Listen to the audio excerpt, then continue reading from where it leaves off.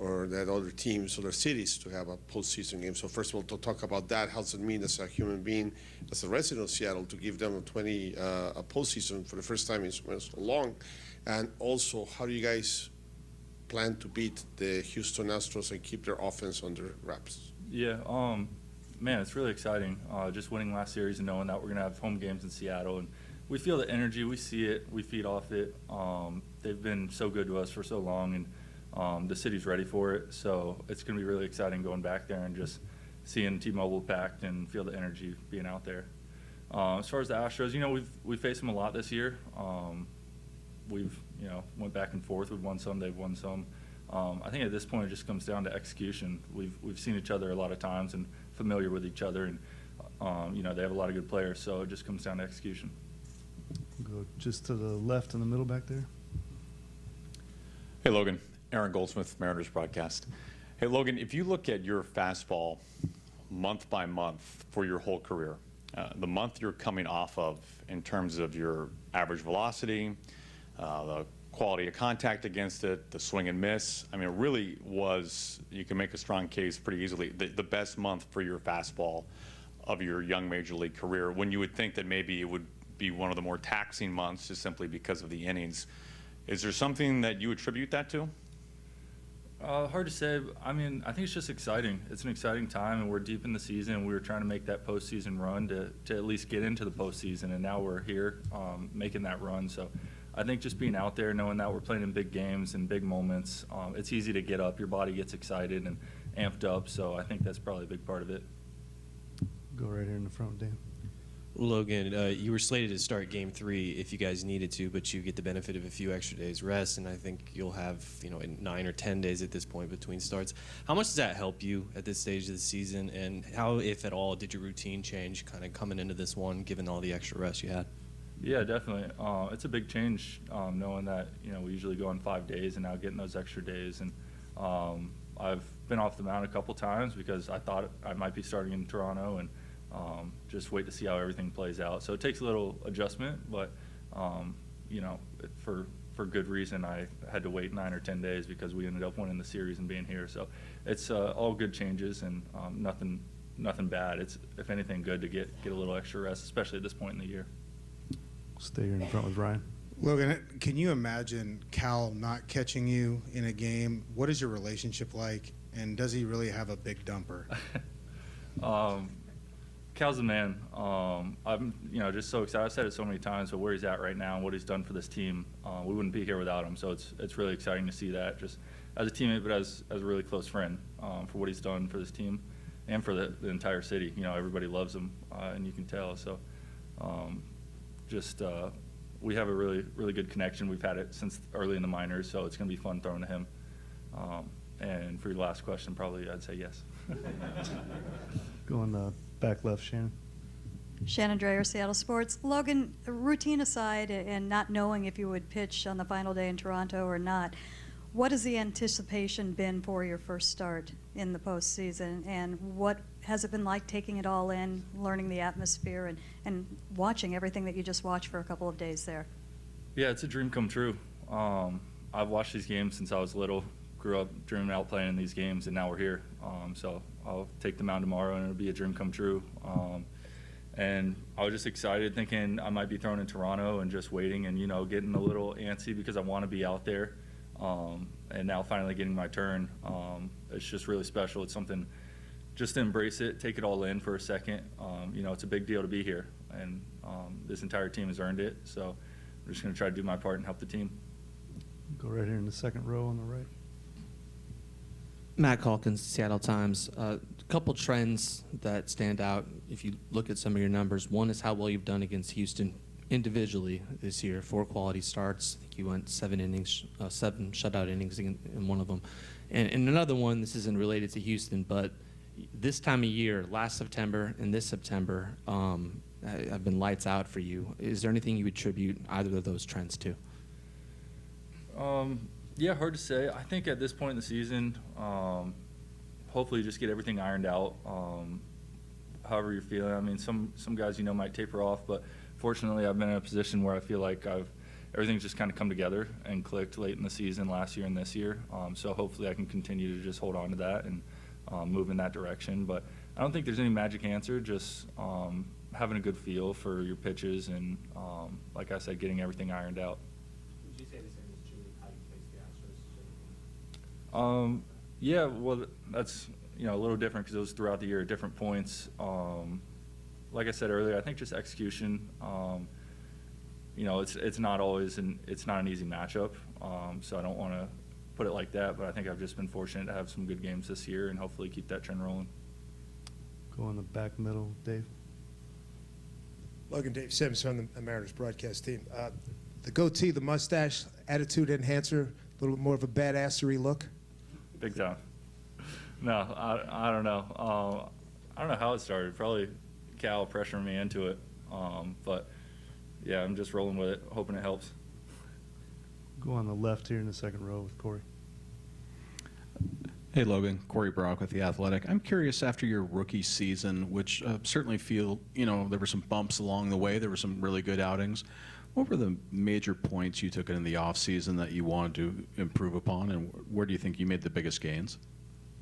I think it's just consistency, and I think it'll always be that way. You're always trying to clean it up, but probably from an off-speed perspective, made some tweaks and talked about that going into spring training. But, like I said, nothing's ever perfect. You're always moving in that direction, and I think even during the course of the season, I've kind of continued on that progression, iron some things out, and just get that feel that I'm talking about. Go back here on the right with JP.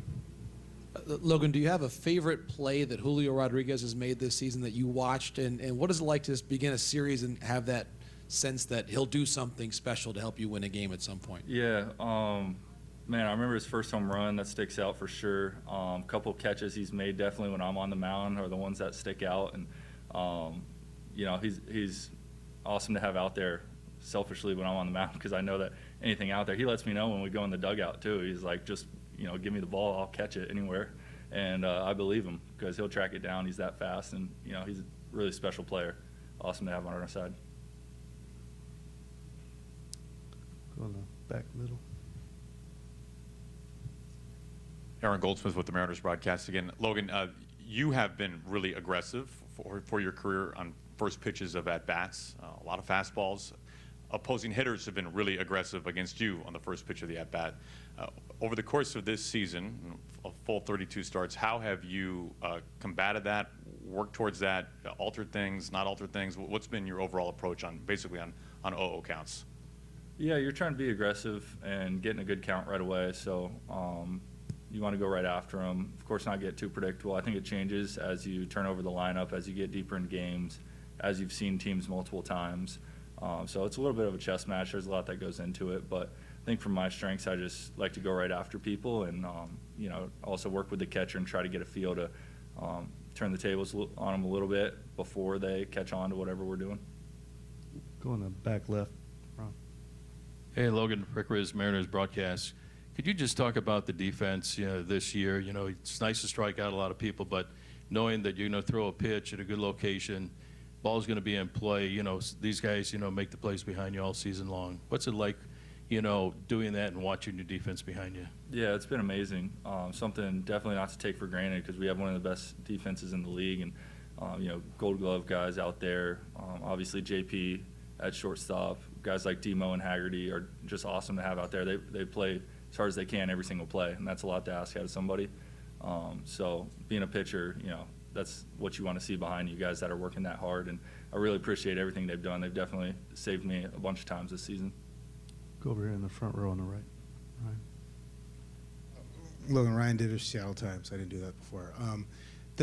The Walter personality and being stubborn and intense on the mound, when things aren't going or Cal or Pete is talking to you about something you need to change, how do you kind of process that when you're focused on what you are? Because Cal had talked about how stubborn you are at times and how much you guys butt heads about different things, discussing pitching and catching, what he's seeing, but what you're feeling. Yeah, he's let me know that a time or two. I think it's a give and take, in a good way. You want to stay true to who you are and what makes you successful, but also know there's a time and a place where you have people, hopefully, in your corner that know what they're talking about. Unfortunately, in our organization, we do, and Callie and the catchers, guys that see that kind of stuff. So you want to take in all their perspective, what they have to offer, and just kind of blend that with what you know, and hopefully turn that into the best version of yourself. Stay right here in the front row. Hey, Logan. Daniel Kramer with MLB.com. You've had a few starts against Justin Verlander this year, and after each you've kind of talked about what you admire about his game. Have you gotten a chance to at all get to know him, and what have you seen from him from afar in this career renaissance after Tommy John at 39 years old and probably going to win the Cy Young? Right, yeah. No, I haven't gotten a chance, but obviously really respect him, and so impressed with what he's done this year, especially after TJ, like you're talking about. But he was one of the guys I looked up to growing up early on. So it was a big deal getting a start against him. It's a big deal tomorrow. So definitely take that in. It only adds to the situation. I have looked at his game. We're not identical pitchers, but there's some things to take from him. I really like what he does with his slider. So, really respect him, like I said, and it's gonna be I don't know, an honor, I guess, to start against him. One more on the back left. Logan, Rick Riz, Mariners broadcast. Can you talk about the fan support this year, to see all those fans at Rogers Center the other day celebrating with you guys on the field, the thousands that show up at the ballpark for, to watch the game on Mariners Vision? Can you just address what your thoughts about the support of the fan base throughout the course of the year to give you all that support? Yeah, can't say enough about them. Obviously, this is the only place I've played in Seattle, but I would say best fans in the league for sure. With just what you feel from them, they care. They're so passionate. They show up throughout the entire year, and especially late in the year, we feel how excited they are for us and kind of pushing us on. I even saw the video, the rally shoe and all that stuff, and they're showing up to the ballpark and we're not even playing there just to watch us play somewhere else. So it's amazing to see that, and something you'd never take for granted, just because they care so much that they're a part of this too. Thanks for coming in, Logan. All right, thank you.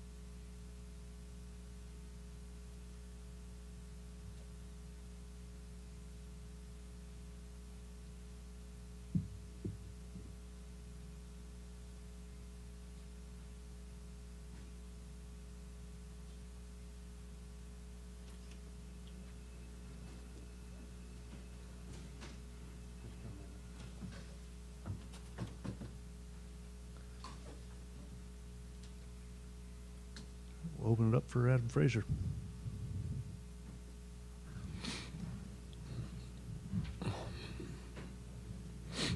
Go right here in the front.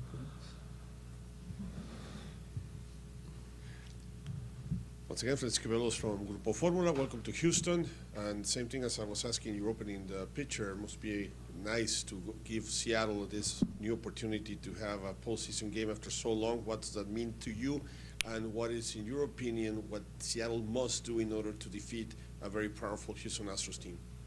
Yeah, very excited about being able to give the fans in the city of Seattle a home playoff game. I know something they've wanted for a long time, and us as players have wanted as well. So, well, we got to take care of business here. A couple games here in Houston, tough place to play. We know they're a really good team. We played them a lot throughout the season, so we know what they got. Play good baseball, you got a chance to win. So, one game at a time. Front row over here. Daniel. Hey, Adam, Daniel Kramer, MLB.com. What have the past 48 hours been like for you? Just all the text messages and the reaction from family and friends over, what happened over there in Toronto? A lot of excitement. To go through that crazy game 2 like that, I think us as a club was trying to process just exactly what did happen. But then, to get a hit, to change the game, my phone's been on fire. So it's spent all day yesterday responding to people. So, excited that we were able to get 2 days off, though, because I think as coming off of that, to be able to get that extra day is huge recovery-wise for the body and the mind. So, it's a good refresher today, get our feet wet here in Houston, and then, hit the ground running again tomorrow. Go right over here to Corey. Hey, Adam. Corey Brock with The Athletic. I'm curious about Luis Castillo. We saw the start the other day and the handful of starts he's made since the trade, but you probably have a deeper history playing in the National League with him. What made him such a tough at-bat when you saw him over on the other side? Well, I think everything you saw the other night is what made him a tough at-bat. But, playing against him, being in Pittsburgh for all those years, him and Cincy faced him a lot. And, it's 97 to 100 that moves a couple, 3 feet. And then he's got a straight one that is 100 miles an hour to go with an elite changeup and a slider. So it's not like he's just throwing either. He can hit locations anywhere in the zone with all 3 pitches, and when you add all that together, it's strap it on and good luck. That's basically what it was back then and what it is now. So he's a lot of fun to watch, and we're really excited he's on our side. Middle on the left. Hey, Adam, Chris Egan, King 5 TV in Seattle.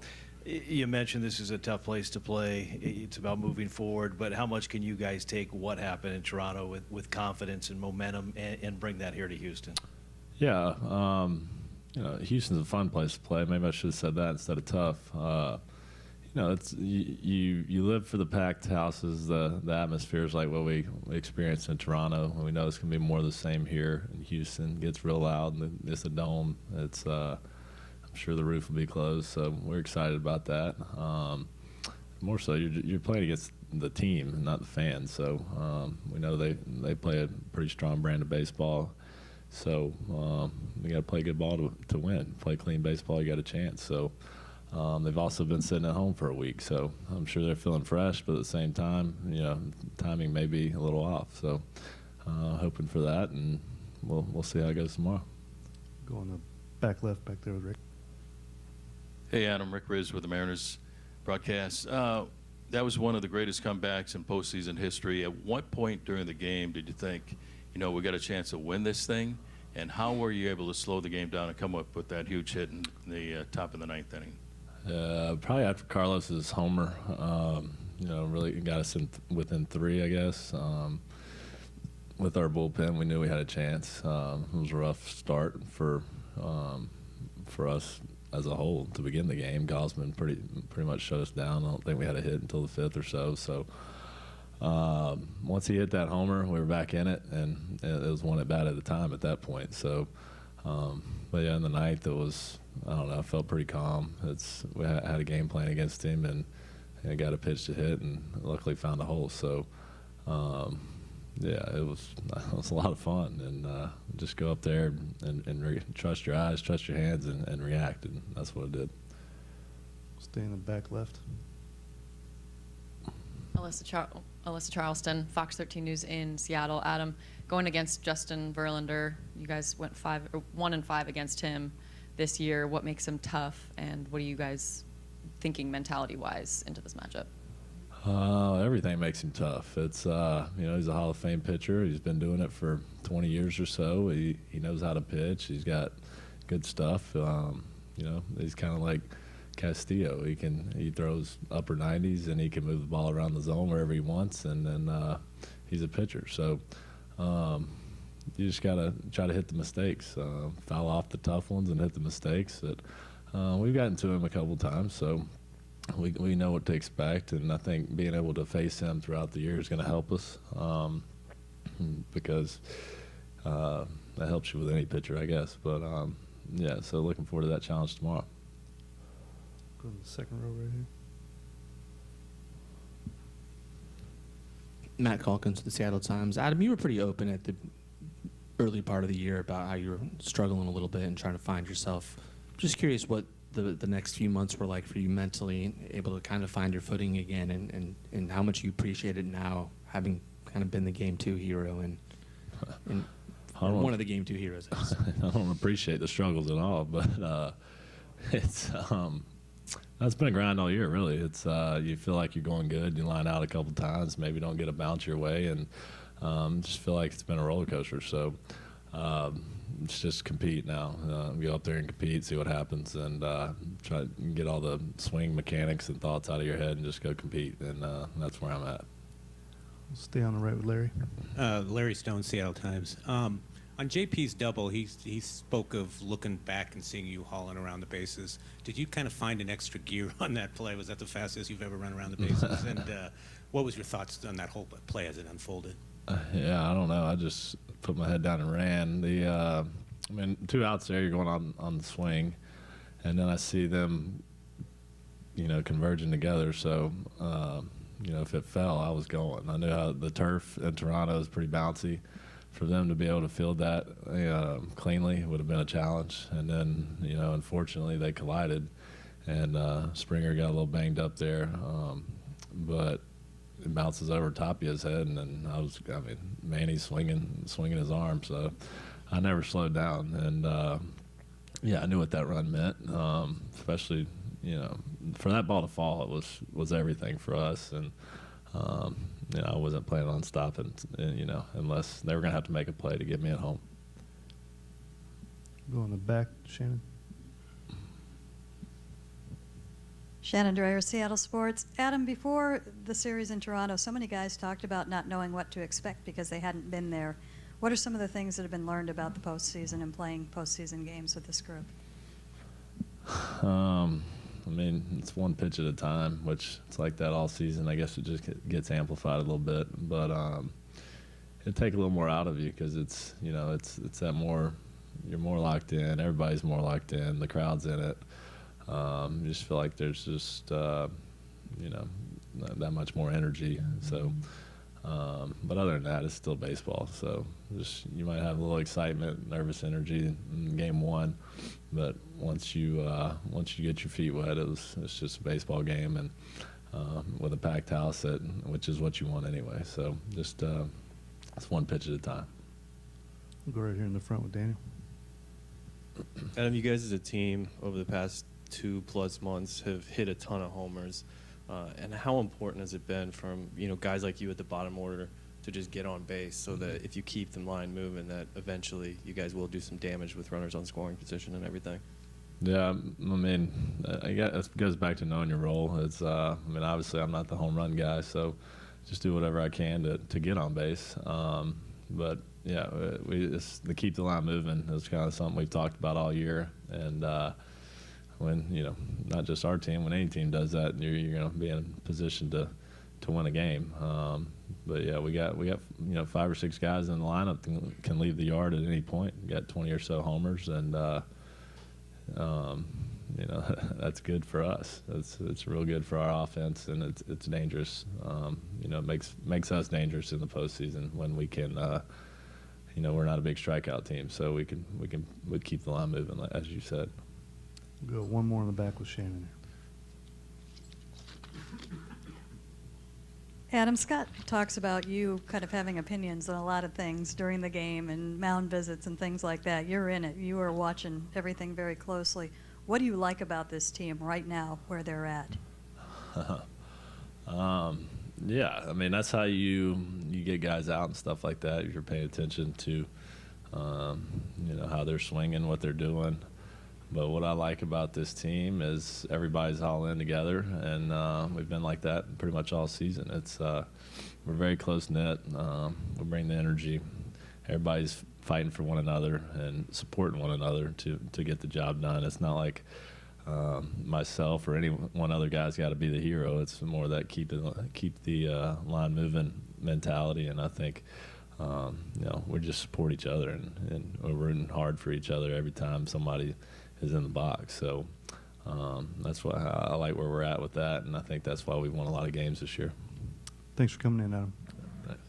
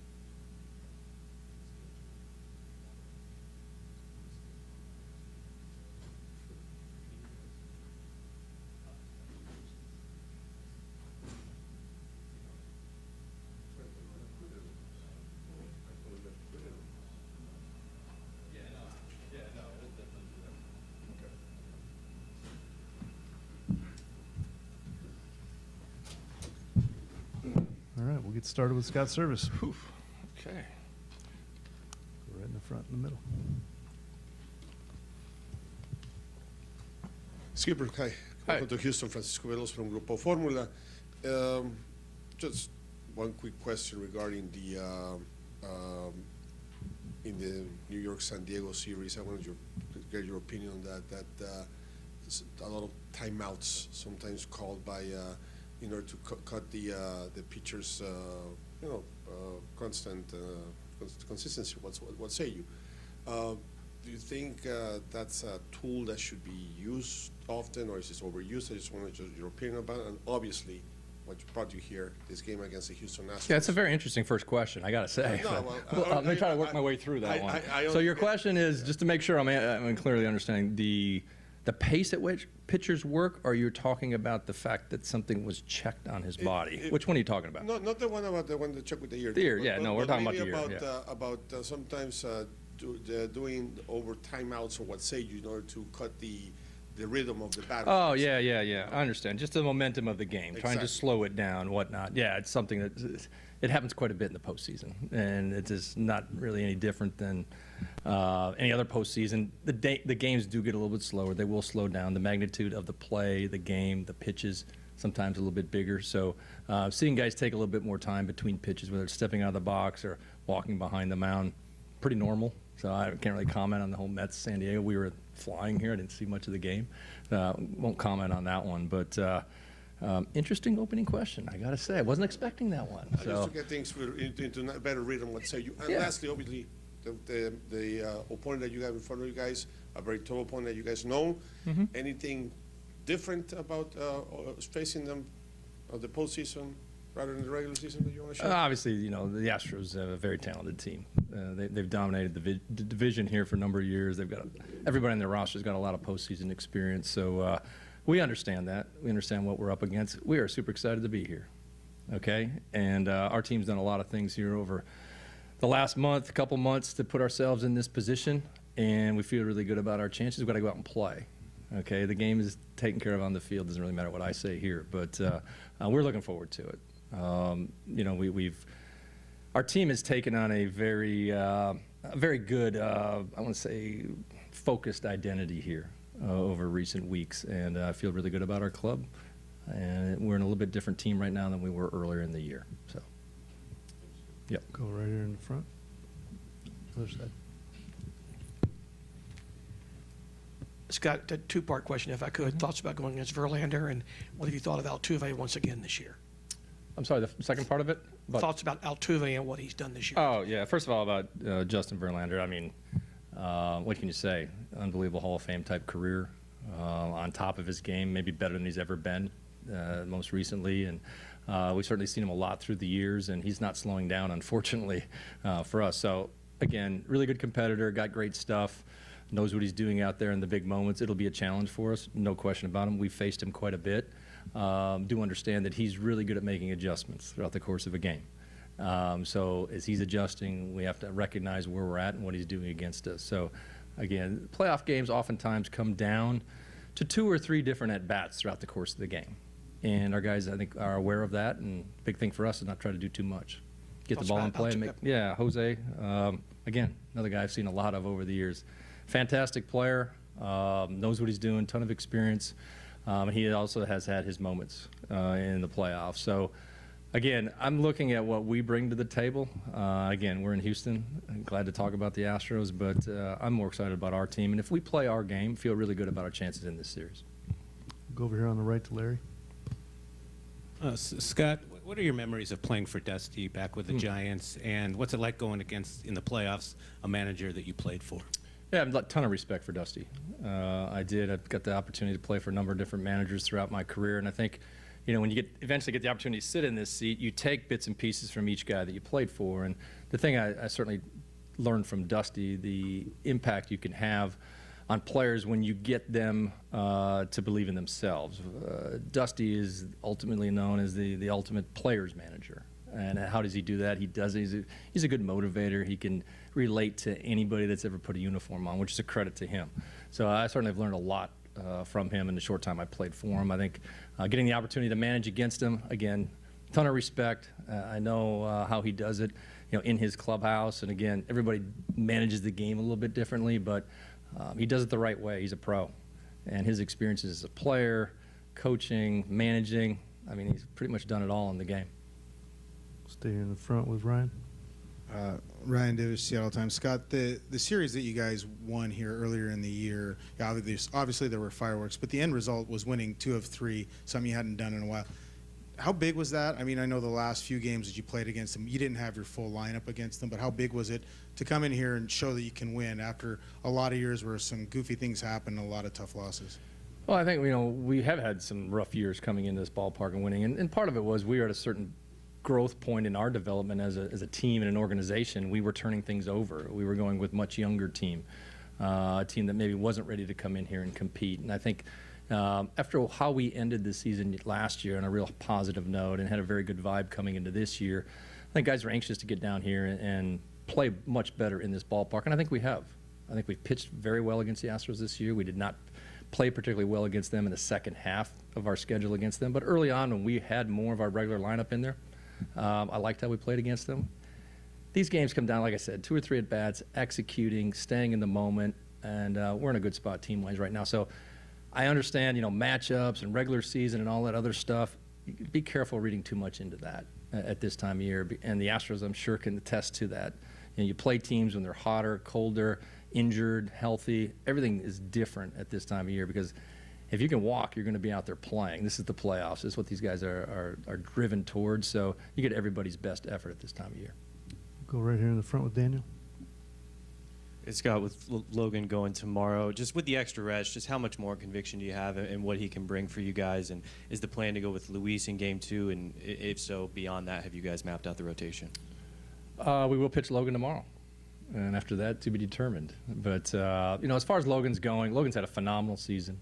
You go back to the adjustments he made in the offseason. His secondary pitches got much more consistent, different look to his whole repertoire and how he uses it. So I thought he had an awesome first half. Thought he was very deserving going to the All-Star game. It didn't happen for him. A little bump in the road in the second half. In August, I think he's really turned it on in September.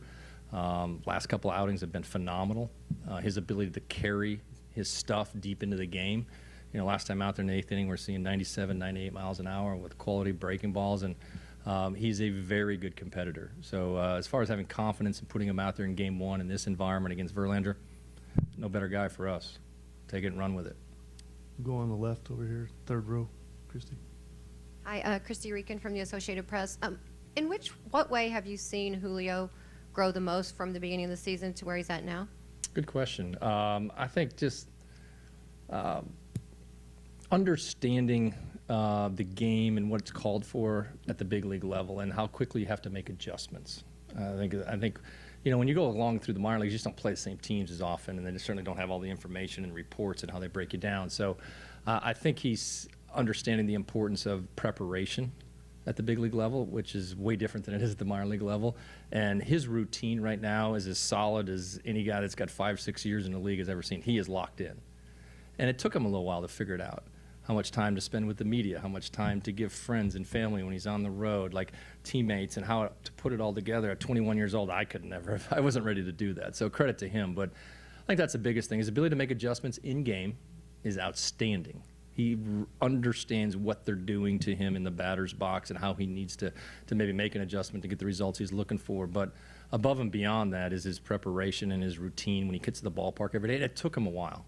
It did. It did. Like, do I show up this time? What do I do when I get here? Like, he right now has an awesome routine. That's a credit to him and also some of our veteran players that have helped him out. Go in the back left, JP. Hi, Scott. Thinking about Mitch Haniger and his story, the last couple of celebrations you're there, when you've seen him able to enjoy this moment, all that he's endured to get back on the field, all the years he's been here, what have been your reflections on just watching his journey?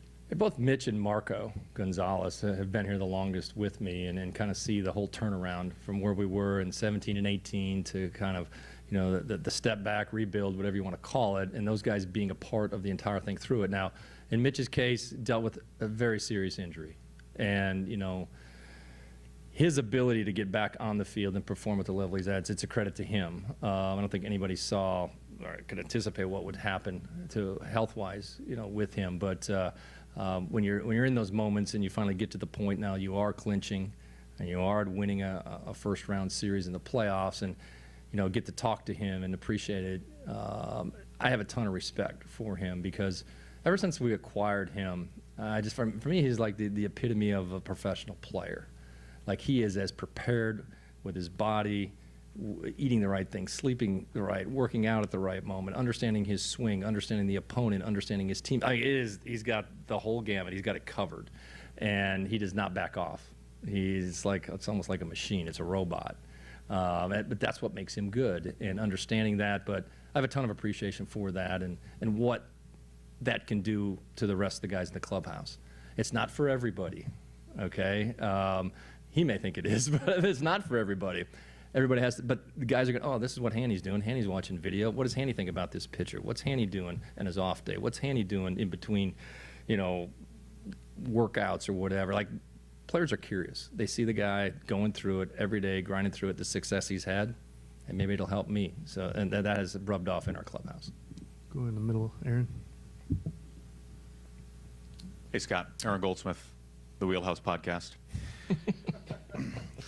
Two questions. Can you expand on something you said a few moments ago? You said that you feel like your team in recent weeks or so has taken on a more focused identity. Can you tell us more about that? Always proud of the way we prepare.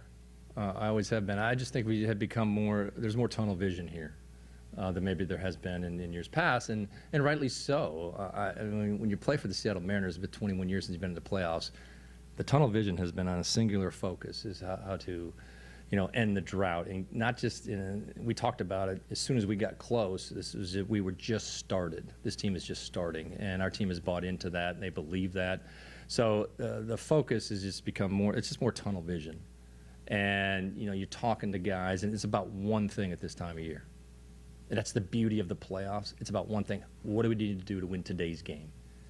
It's not about preparing for the next day, or we need to give this guy 3 or 4 days off, or this guy needs a mental break. It's all about, no, Skip, what do you need me to do today? Whatever I can do to help the team win, I'm in.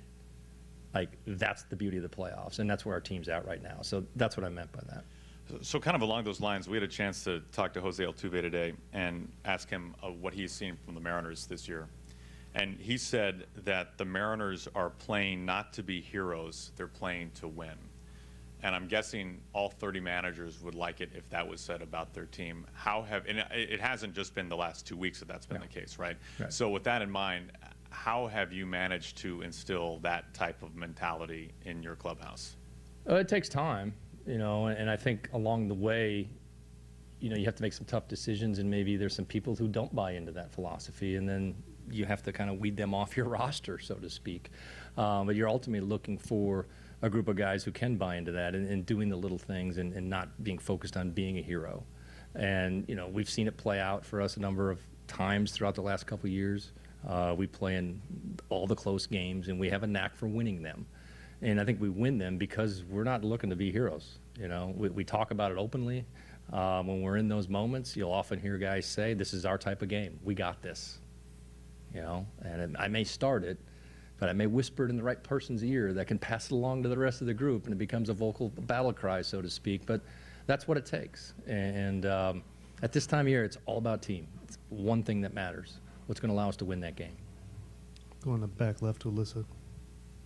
Alyssa Charleston, Fox 13, Seattle Service. I was just curious, the difference between players coming into the dugout when you're down in the past, when you're down 3 or 4 runs back in 2019 or 2020, the vibe in the dugout at that point versus even on Saturday. What are the main differences you see with either players talking or just the presence they have, I guess, to know that it's not over? Yeah, first of all, it's different players that are in there. That has a lot to do with it. In 19 and 20 and 21, we didn't have Julio Rodriguez, to be honest with you. What he has meant to our team, not just on the field, but the constant energy and joy to play baseball is very unique in our game. And I don't know if there's too many players that have it. I say this, he's 21 years old. I hope to God I'm saying it when he's 31 years old. Because if that's the case, yeah, I mean, it's going to be some kind of special. So he's been a lot, but the players are different. The personalities are different, and how they approach this thing. And the unique thing about our team, and I've said it multiple times, is we almost interact like a college team or an amateur team. They get along that well. They are that tight. The families get along. We have a number. I've never seen so many little kids in my life. They're all the same age. They all have little ones at the same time. They're all in it together. They're all living life at the same pace, so to speak. And again, the backgrounds are all different, coming from different parts of the country and the world, but they're all going through it together, and they're leaning on each other, and it shows up in those moments. When you're down in a ball game, and you're in a bad losing streak or whatever, and I've often talked about this, is, look around the people in the room. Like, the cavalry's not coming in. It's the guy next to you that you need to lean on. And that's part of being a good teammate, which we talk a lot about as well. So I've openly talked about this. This is my favorite team. I love this team. I love how we compete and prepare and all those other things. But those intangible things that you don't often see, until you get in those games like we did the other night, then it shows up.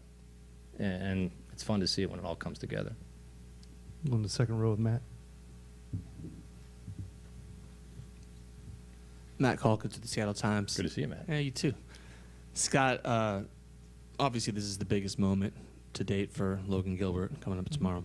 But these past 2 Septembers, this year and last year, when you guys were in the thick of a playoff race or jockeying for playoff position, he was at his best. Do you think that's a coincidence, or is there something about his wiring that makes him step up in those? It's not coincidence. I think you know where I'm headed there. I mean, Logan, to get in these moments and have the confidence to go out and perform, it's all about your preparation ahead of time. That's what builds confidence. And nobody prepares like this guy that I've been around. And he does some of the quirkiest stuff I've ever seen. It really, it's balls, it's a bag he carries around with I don't know how many toys and trinkets and all the other exercises and things he does with it. It works for him, and we're not changing it. But he believes in it, and he does not get off it. He stays on the program and the process. And for me, that's what you're looking for in a young pitcher. You also want him to be able to throw 98 miles an hour and have nasty stuff, which he checks that box as well. But I go back to a funny story with Logan. The first time I ever met Logan, we drafted him. We could bring him in like we do all the first-round draft choices, and you get to meet him. He'll stop in the office for a minute, and he's nervous as heck. And the kids he had a suit and tie on and the whole thing. And I talked to him for a few minutes. And in 2018, we were kind of going through a playoff push. We were in a big spot, and he was in the stands that night, sitting down close to the dugout. And I happened to notice him about the 5th inning of the game. I was like, oh, they stuck him down close to the dugout tonight. He wanted to. And it ended up being a walk-off Nelson Cruz, walk-off homer that night. And as the guys are jumping up and down and charging the mound or whatnot, I happened to look over to him, and I'm walking out, and I look at him. I said, "You will be out here in 2 years." I never forget it. He remembers it too. Okay, it's just you have those moments with players. I knew he needed to be a dude for us to ever get here. Okay, so why not start in that moment? Because this is ultimately where we needed to get to. So he's been dialed in. He believes in the Mariners. We certainly believe in him. Go on the second row, Corey. Hey, Scott. Corey Barak with The Athletic. I'm curious, when you guys put together your roster for the Wild Card series, just being a 3-game series, it didn't appear, at least from the outside, there were a lot of challenges. What does a 5-game series in terms of settling on roster composition mean? Does having more pitching seem prudent? Not asking you to give away any secrets, although you're welcome to, but if you could kind of just walk us through the challenges there. Well, I think it is different, 3 to 5. Certainly much different even when you get to 7-game series. But, for us, probably as much as anything, you look at the healthier team.